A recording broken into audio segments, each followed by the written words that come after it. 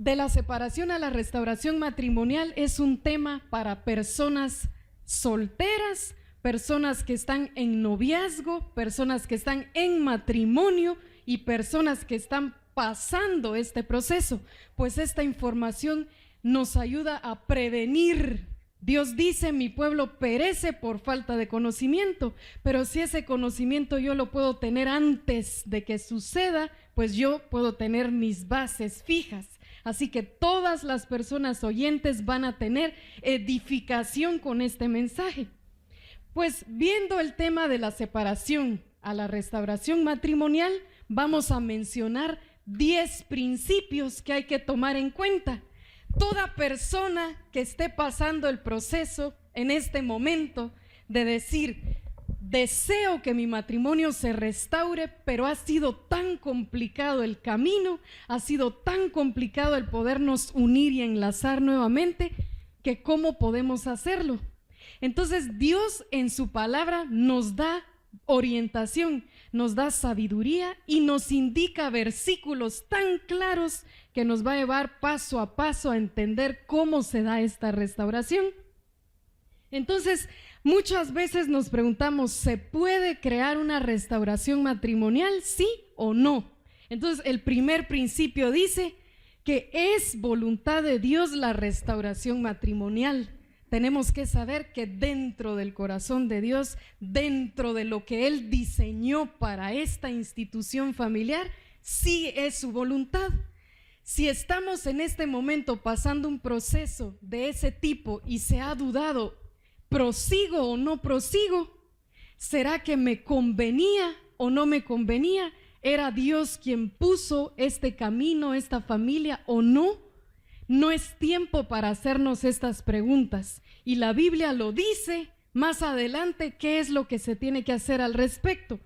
En primer lugar dice Mateo 19:6: por consiguiente ya no son dos sino una sola carne, por tanto lo que Dios ha unido no lo separe el hombre. ¿Es voluntad de Dios la restauración matrimonial? Sí lo es, porque Él mismo dijo que no sea separado por mano humana lo que la mano divina un día unió. La mano humana no puede interferir en esto. Entonces, si ya está en el corazón de Dios, te es permitido a ti, como esposo o como esposa, tomar el paso, o ambos tomar el paso de volver a incorporar ese hogar. Vemos lo que un día se promete en el altar, es lo que va a unir a dar el siguiente paso para volver. Esta es la pregunta de todos, la pregunta del dilema, la pregunta más famosa. Y decimos: pero ¿será que mi caso tiene conveniencia para una restauración matrimonial? He escuchado que todo mundo se puede restaurar, pero el mío, mi vida, mi situación, la forma en cómo se está dando, ¿tiene conveniencia para una restauración matrimonial? ¿Por qué será que entran estas preguntas? Se pudieron dar casos de alcoholismo, vicios. Yo vivo una vida de violencia, yo vivo una vida en la que la deslealtad tocó la puerta, se dejó entrar, está complicado el asunto, se viven los celos, el machismo, la irresponsabilidad y el orgullo. Entonces, cuando vemos esto, decimos: ¿realmente mi matrimonio se puede restaurar o no tiene salida? Y Dios nos da una respuesta en Lucas 18:27. Dice: lo que es imposible para los hombres es posible para Dios. No hay caso en este mundo que detenga el diseño perfecto de Dios. Si Dios va a hacer una restauración, Dios no va a preguntar el caso. ¿De qué tipo de caso? ¿Tu caso es machismo? ¿Tu caso es violencia? ¿Tu caso? Él va a preguntar protagonistas voluntarios para entrar al milagro, y esa va a ser la única pregunta que Dios le va a interesar para poder hacer el milagro en ese hogar. Entonces sigue la insistencia del esposo y de la esposa, ¿no? Y dicen: bueno, si ya Dios dijo que puede resolver cualquier caso, pero es que el problema es que mi esposo o mi esposa no es creyente. decimos. Entonces ahí sí ya lo perdí todo. ¿Qué puedo yo estar luchando en el camino? ¿Cómo volverme a restaurar si uno de los dos no estamos en luz? Esta pregunta sí ha surgido y ha sido una pregunta que cuando no tiene respuesta detiene los pasos para restaurar el matrimonio. ¿Qué dice Dios de esto? Si tu esposo no es creyente y tú sí eres creyente y ya llevan años casados, o tu esposa no es creyente y tu esposo sí es creyente, llevan años casados, ¿qué dice Corintios 7:14? Y la mujer cuyo marido no es creyente y él consiente en vivir con ella, que ella no abandone su marido, dice. Porque a cómo se nos viene a parecer ahora, después de 15 años, 5 años, es que no era, Señor, quitémoslo. Si desde el inicio se sabía o no, si estaba en la luz, porque ahora a nuestro parecer podemos decir, quitémoslo, Señor, ¿cómo voy a restaurar el matrimonio? Aquí lo dice claro, la mujer cuyo marido no es creyente, pero él quiere continuar su relación con ella, que no lo abandone. ¿Por qué? Abajo dice, porque el marido que no es creyente es santificado por medio de su mujer, y la mujer que no es creyente es santificada por medio de su marido creyente. Entonces significa, ya sea varón o hembra, que no esté en este momento en la luz, pero que quieren continuar esa relación. Dios dice, no lo dejes porque esto va a continuar en luz, serán santificados uno por otro. Miramos, ¿cuál es el segundo principio? Vayamos viendo nuestro propio caso, vayamos analizándolo.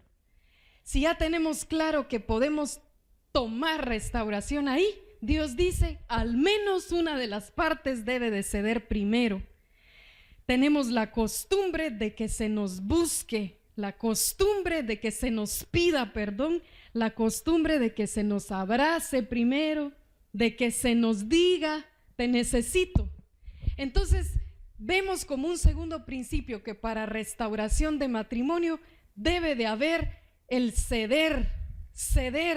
Al menos una de las partes tiene que tomar el paso. Y dice, lo ideal sería ambos, pero si una parte toma el paso, dice la Biblia, bienaventurados los que procuran la paz, porque ellos serán llamados hijos de Dios. Y si tú tomaste el paso para decir, necesitamos hablar, necesitamos restaurar, necesitamos dialogar, entablar nuevamente todo en orden, seremos llamados hijos de Dios y no hay de qué avergonzarnos. No es de dudar quién fue digno y quién no, quién perdió la dignidad en el camino, que es el tormento de todo hombre y toda mujer, porque piensan que el ceder es perder. Y así como hemos visto, ceder no es perder, es dar un paso más hacia el entendimiento. Entonces, ceder es ganar.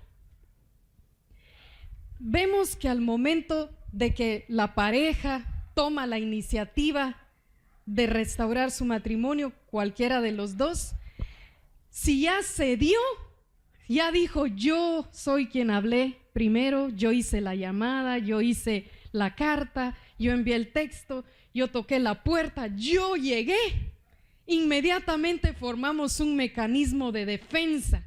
Como ya di yo el paso, que no se me note mucho. Entonces caemos en el ofender, en volver a lastimar en el camino, para que se sienta que mi caparazón lo tengo puesto. Pero la Biblia dice, Proverbios 15:1, que la lengua suave quebranta los huesos más duros. La lengua suave quebrantará los huesos más duros. Diste ya el paso, que en ese proceso no caigamos nuevamente. Si queremos restaurar, no podemos amenazar, acechar, sacar mecanismos de defensa cuando queremos volver a unir. Eclesiastés 10:4. Este mensaje es precioso y dice, porque la mansedumbre hará cesar grandes ofensas, La mansedumbre hará que cesen las ofensas. Le toca callar a alguien.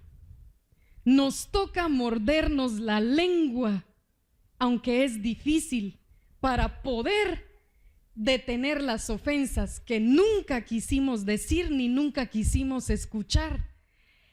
Es difícil, por supuesto, pero solo con el Espíritu Santo podemos manejar este tipo de fruto que es la mansedumbre.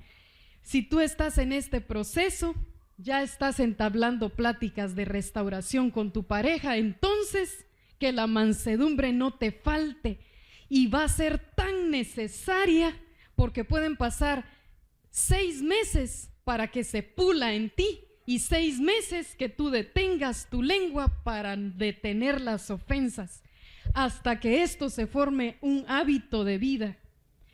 No podemos caer en el proceso, pero ¿te parece similar estas expresiones? ¿Te has visto tú en estas? Voy a leer una por una.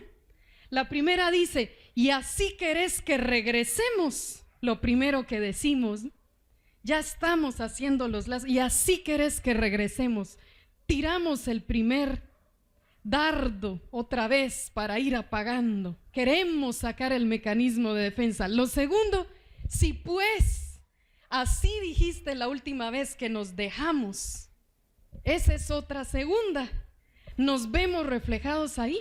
Y la tercera dice: una más, y aquí se acaba para siempre. Cuando estamos en el de la separación a la restauración, pero lo hacemos en momentos imprudentes, decimos cosas que vamos opacando lo que apenas está germinando, y decimos: mejor ni lo estuviéramos intentando, bien estaba, bien iba yo, ¿para qué volví? Entonces, estas cosas tenemos que tener determinación. El que va a restaurar su matrimonio tiene que tener determinación. Te van a decir cosas en el camino que no te va a gustar, te van a recordar cosas que no te va a gustar, te van a culpar y no te va a gustar, pero tu determinación es: esto va a acabar, Señor, yo voy haciendo recto mi camino y tú vas a hacer que florezca mi matrimonio. Pero tenemos que tener determinación. Si estas cositas, estos pajaritos nos van a destruir en los primeros ladrillos que vamos avanzando, no vamos a poder construir ningún castillo. Todo esto nos va a hacer llegar al tercer principio para restaurar un hogar. Y el tercer principio dice: la buena voluntad de una de las partes será gran beneficio para el proceso de restauración. La buena voluntad de una de las partes será de gran beneficio para ese proceso. ¿Y cómo lo respaldamos bíblicamente? En Primera de Pedro 3:1-2 dice: mujeres, sujetas a vuestros maridos, de modo que si alguno de ellos son desobedientes de la palabra, puedan ser ganados sin palabra alguna por la conducta de sus mujeres. ¿Y qué será que el Señor nos habla a nosotras? Porque somos las más dramáticas, somos las más berrinchudas, las más emocionales, temperamentales. Entonces Dios dijo: dejaré un versículo para las chicas que entiendan que sus maridos cambiarán, por más desobedientes que sean a la palabra, por la conducta de ustedes. Y hemos fallado, muchas veces hemos fallado y nos hemos arrepentido, pero Dios nos da hoy la oportunidad de decir: si están en proceso de restauración y tú conoces a Jesús, siempre se te cargará a ti toda la responsabilidad, siempre. La responsabilidad va al que tiene más luz. Entonces el camino tiene un gran precio.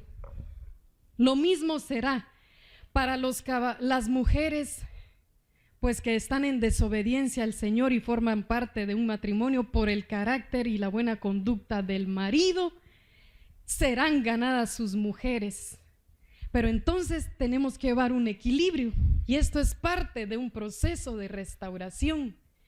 Pero dice la Biblia, y es que no puedo evitar colocarlo porque en esto nos hemos En esta posición hemos estado muchas veces. Como zarcillo de oro en el hocico de un cerdo es la mujer hermosa y apartada de razón.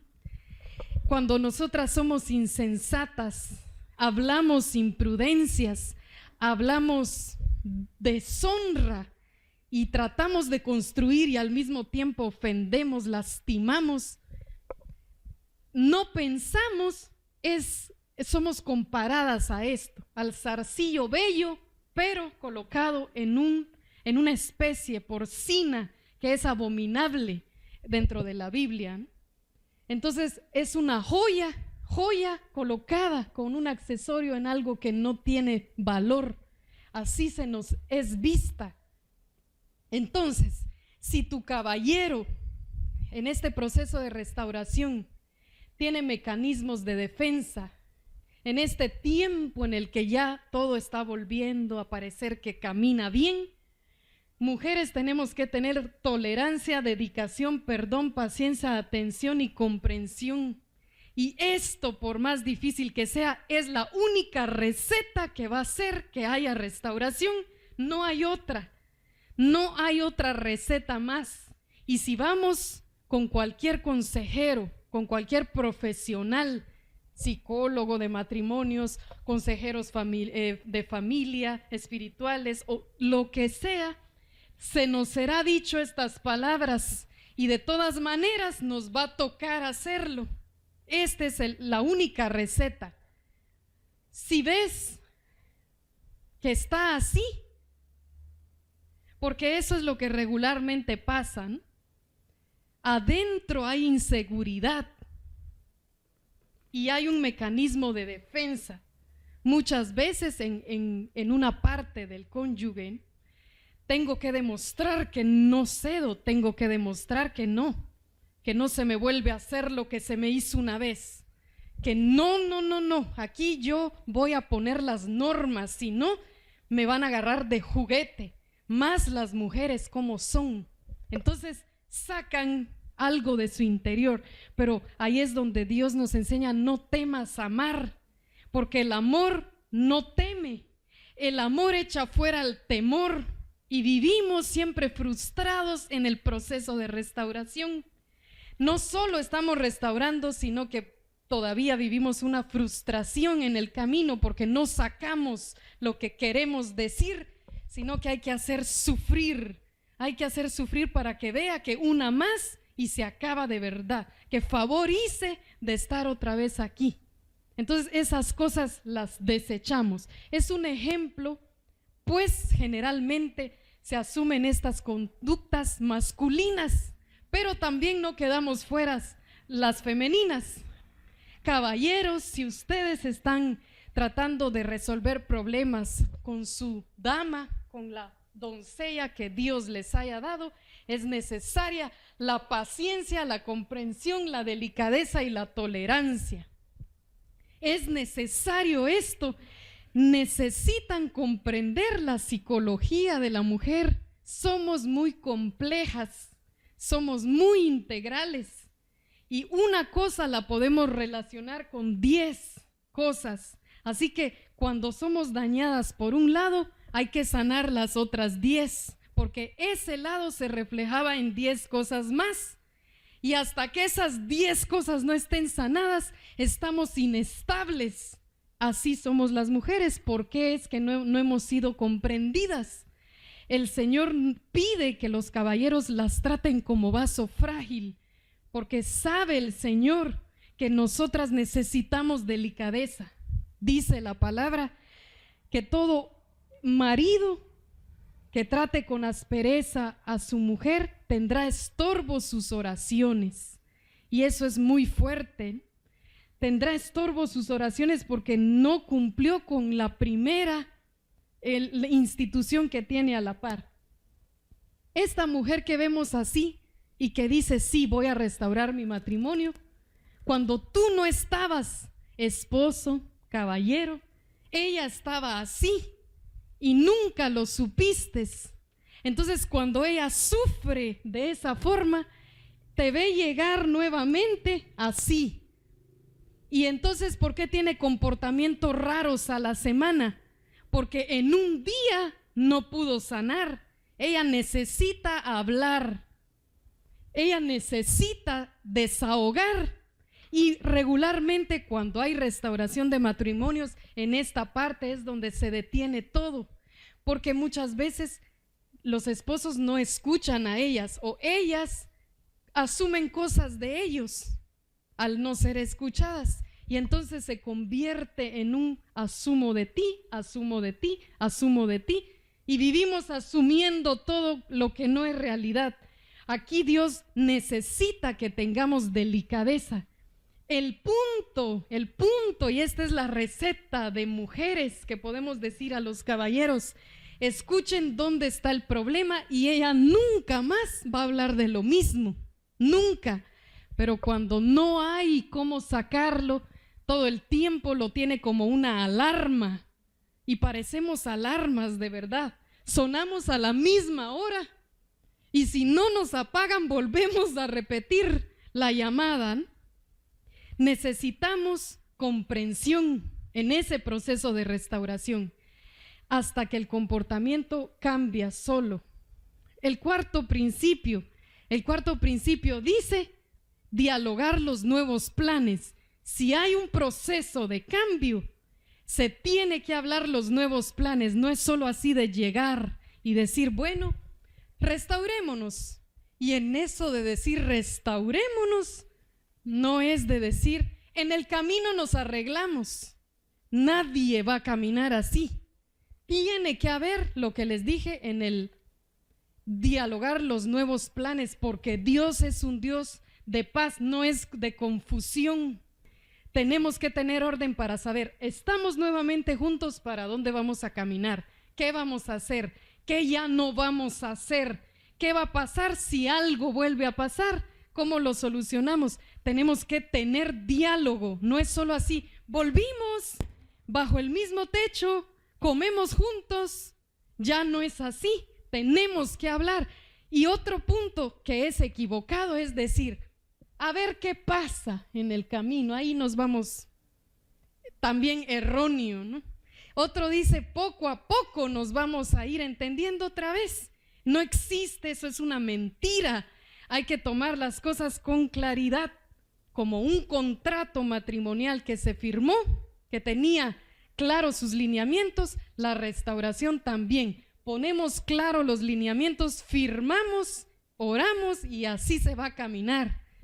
Entonces, es importante este cuarto principio. No lo olviden, procuren hablarlo y dialogarlo. Hacer preguntas como estas.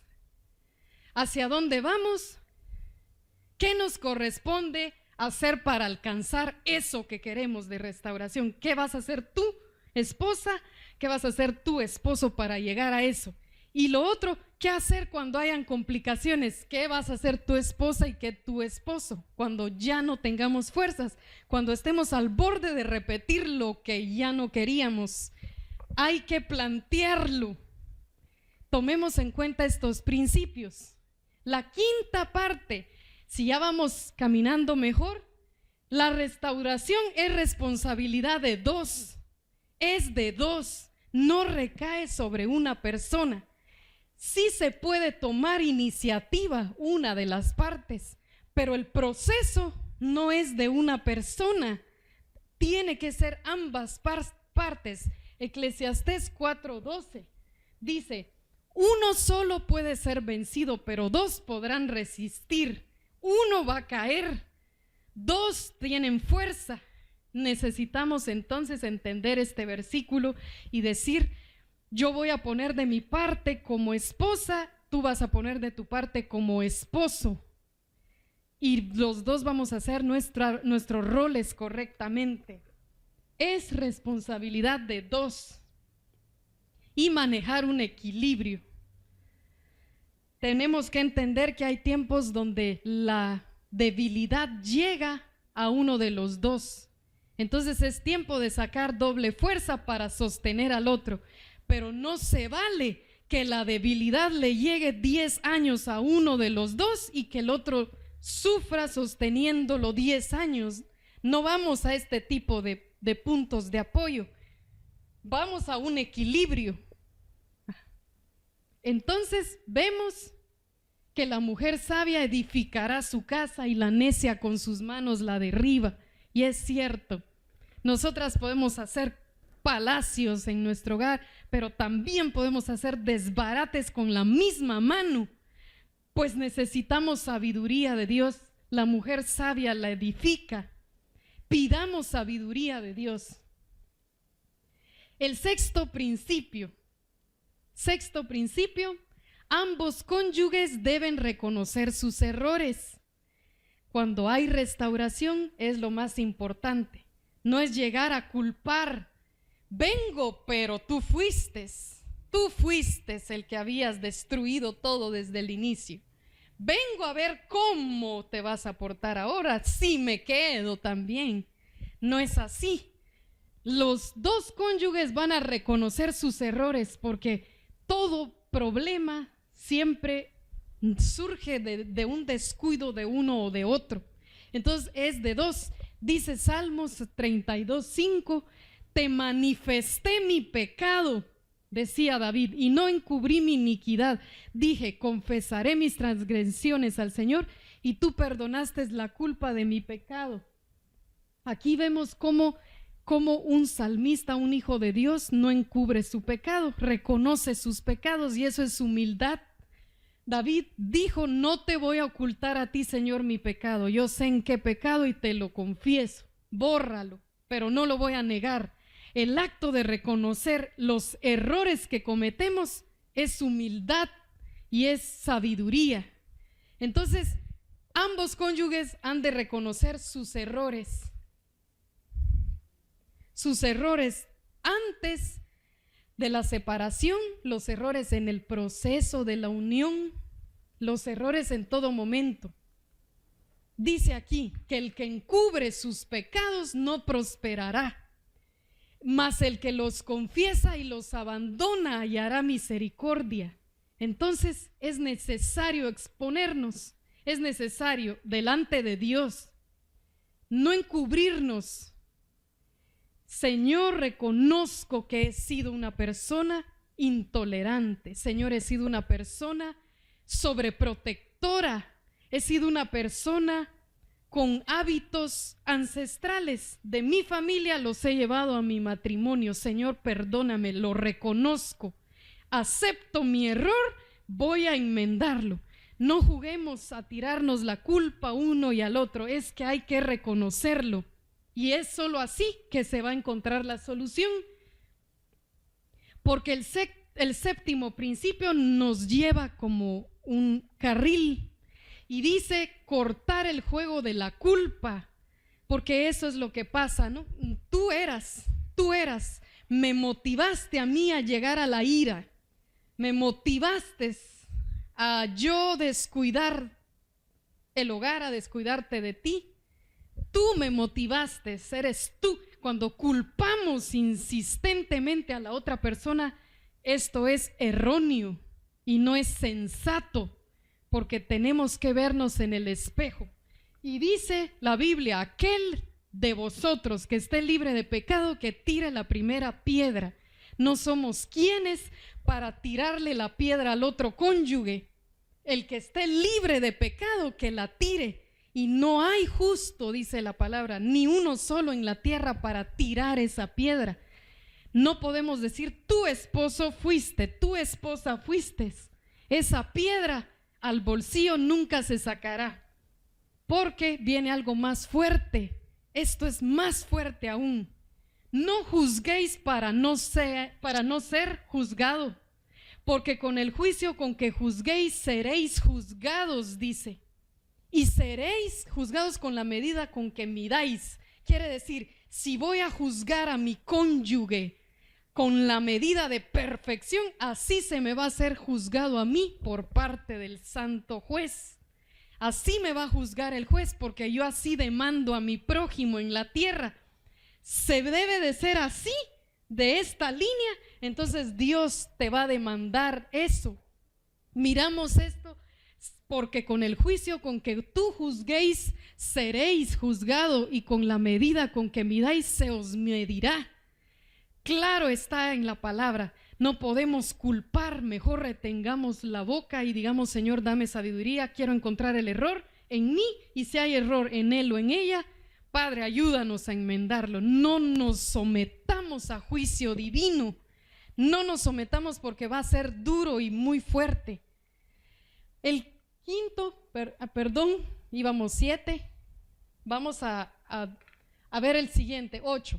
Es un proceso y todo tiene un tiempo. Se tiene que entender, si ya vas cumpliendo todos estos principios para tu restauración matrimonial, que se entienda, que se ponga un rótulo en la sala, en la cocina, en los baños, en la habitación, que es un proceso y que tiene un tiempo, que no es en 7 días, que no es un mes, ni siquiera a veces es un año. A veces requiere tiempos distintos por los casos distintos. Y la Biblia lo dice. Hay tiempos en los que queremos ya que se me perdone, ya suficiente. O bueno, ahora es tiempo de pagar y castigar, decimos, ¿no? Es tiempo. Solo en nuestra mente manejamos nuestros tiempos. Cuando Dios es el que maneja los tiempos, dice: hay tiempo para construir y tiempo para llorar. Hay tiempo para reír y tiempo para estar de luto. También hay tiempo para saltar de gusto, dice, y otro tiempo para esparcir piedras. Se puede de vez en cuando que te desahogues, pero hay un tiempo. Hay otro tiempo que se limita para que recojas las piedras que ya tiraste. Y dice que hay un tiempo para abrazarse. Hay tiempo para todo. Por eso el proceso de restauración va a llevar sus etapas. No saltemos una con otra. Dios sabrá cómo lo maneja. Y algo muy lindo que también sigue diciendo Eclesiastés, me encanta esta parte: hay un tiempo para despedirse, darse tiempo. Y también hay un tiempo para intentarlo otra vez. Hay un tiempo para desistir. Hay tiempo para guardar, desechar, rasgar, coser, callar, hablar, amar. Bueno, aquí dice odiar en Eclesiastés, pero no lo vamos a enfatizar conforme a lo que conocemos del Padre, ¿no? Muchos versículos se enfocan en distintas maneras. Hay un tiempo para la guerra y otro tiempo para la paz. Entonces sabemos aquí que todo el proceso va a tener sus días. Y no nos impacientemos, no nos desesperemos para llegar ya. Estamos en la flor del matrimonio, estamos ya en la primavera. Las mariposas vuelan sobre nosotros, panales de miel alrededor, hojuelas. Hay tiempo para todo y vamos a llegar a esa meta, pero hay que llevar procesos para disfrutar esas cosechas. Así que el tiempo, un proceso. Entendamos eso claro. El que tome la decisión y no la ha tomado aún de ir por su esposo, por su esposa, de ver la forma de acercarse a ella, a él, sepa de una vez que hay un proceso. Después va a haber un proceso. El principio número 9 es que sin Dios no hay restauración. Todas las medidas que podamos realizar nosotros, la técnica la leí en un artículo, en un manual para mujeres. Leí cómo conocer a un hombre, cómo hacer feliz a mi esposo. Leo tantas cosas y las pongo en práctica para mi restauración. Está bien, muy bien documentarme, leer bíblicamente, científicamente, cómo socialmente esos comportamientos. Pero también aquí dice que todo lo podremos hacer, pero separados de Dios nada podemos hacer. Tenemos que decir: Señor, todas estas cosas que yo eche a andar, pero a la par tuya, Señor. Tú vas a obrar en esa persona, tú vas a obrar en nosotros, en ambos. Por más técnica que podamos ponerle a ese matrimonio, no podemos ganar la guerra si no está Jesús peleando la guerra por ti, porque Él sí sabe la técnica. Jesús sí sabe llegar al punto. Te cuento que el cónyuge que tienes con el que discutes tanto, Dios lo diseñó. Esa es la gran noticia que se nos olvida. Dios formó su carácter como un prototipo. Aparte es que la vida se le dio en la forma, ¿no? Pero Él le dio gustos, le dio forma. Dios lo hizo y sabe cómo va a poder lidiar con esa persona. Dios lo hizo, lo conoce más que tú. Entonces, mejor consultemos con el arquitecto del humano que tenemos para que sea más fácil llegar. Y dice la Biblia: la gloria postrera de esta casa será mayor que la primera, dice el Señor de los ejércitos.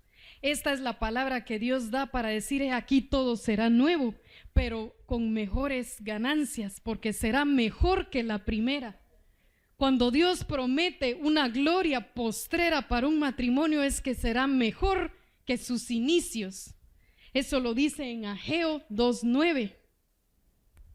Y el último principio es el 10, que nos dice que los acuerdos solo se hacen entre dos, los acuerdos humanos.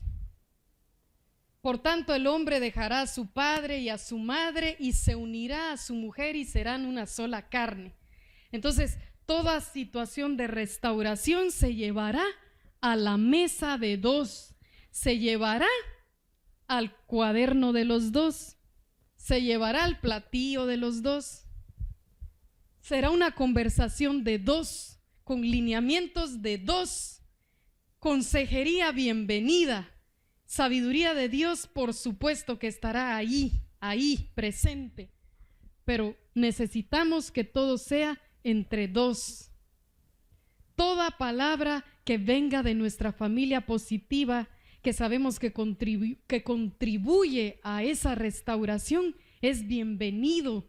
Dios lo envía, Él usa personas, pero cuando sabemos que se involucran muchas personas para afectar lo que apenas está germinando otra vez, no permitamos ni demos puerta abierta. A veces dejamos las puertas abiertas ni siquiera a familias, sino que a extraños para que decidan lo que va a pasar con tu matrimonio. Nunca se sentaron ni siquiera a la boda a comer el banquete, y hoy quieren decidir qué va a pasar contigo y con él, y tú dices: sí, decide, amiga mía, decide, amigo mío, ¿qué vamos a hacer?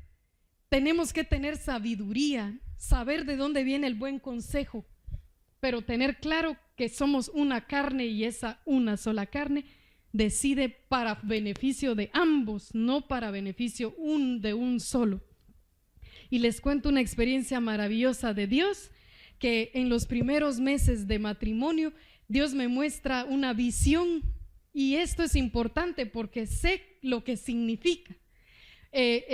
Siempre las visiones las recibo cuando ya casi me voy a dormir, en el momento sereno, como que Dios me cacha para darme la película, y veo que hay una silla colocada en la habitación, en la cama. Entonces, en esa cama matrimonial, y la silla estaba en medio de esa cama, pero no había nadie. Entonces entendí que Dios decía: ya me han dado mi lugar, pero ahora siéntenme ahí, siéntenme a gobernar. ¿En qué? ¿Por qué una cama si podía aparecer en la cocina, en la sala, en el patio? Porque es un lugar íntimo, ¿no? Íntimo, donde está dos personas. Llévenme a lo íntimo del matrimonio. Dios nos decía eso y yo lo entendí, lo compartí entonces con mi esposo, y sé que desde ese momento el Señor va marcando semilla firme, y hay mucho por creer, mucho por clamar para que se siente siempre en esa silla. Se los cuento porque todo esto es testimonio que levanta la fe, nos ayuda a ver las cosas de muchas formas. Tanto Dios me ha exhortado fuertemente en 3 meses de matrimonio, y también me ha dado buenos consejos para ayudarme, para saber cómo proseguir. Pero el punto está, Señor, háblame, tengo que estar en una línea contigo, qué sé hacer, qué no decir, qué tengo que hacer, y no es fácil, pero se puede con Él, con Jesús. Entonces, ahora yo les quiero invitar.